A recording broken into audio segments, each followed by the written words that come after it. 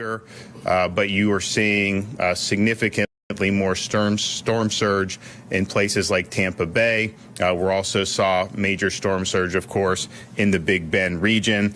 We did report that there was a traffic fatality last night.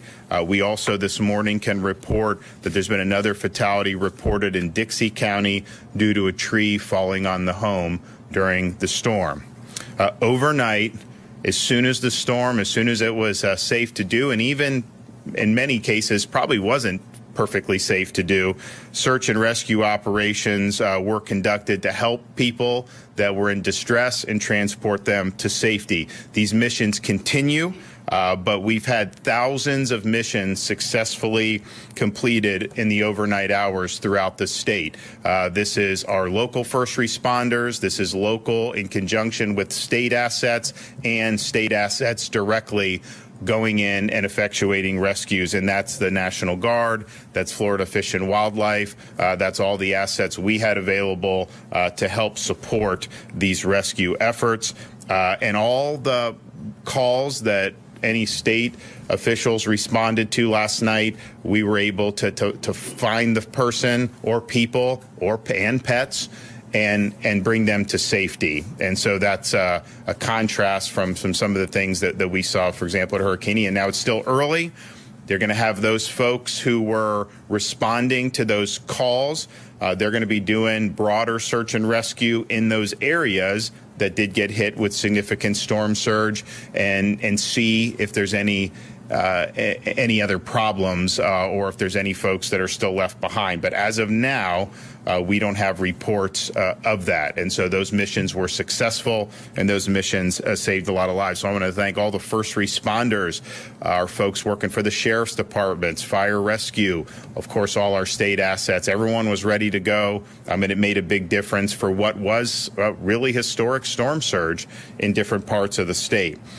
We have currently, as of 6 a.m., 1.24 million accounts without power throughout the state of Florida.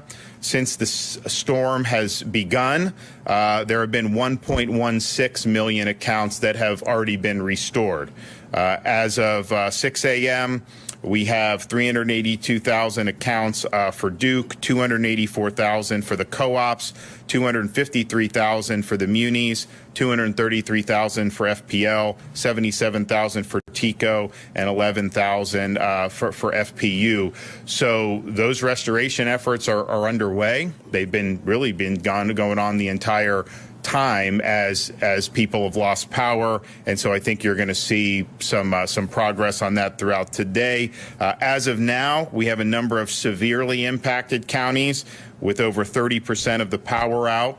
Alachua 55% out, Baker 86%, Bradford 65% out, Citrus 34% out, Clay 33% out, Columbia 99% out, Dixie 92%, Gilchrist 87%, Hamilton 99%, Jefferson 83%, Lafayette 81%, Leon 44%, Levy 83%, Liberty 33%, Madison 99%, Nassau 57%, Pinellas 41%, Polk 33%, Sewanee 99%, Taylor 99%, Union 86%, Wakulla 82%.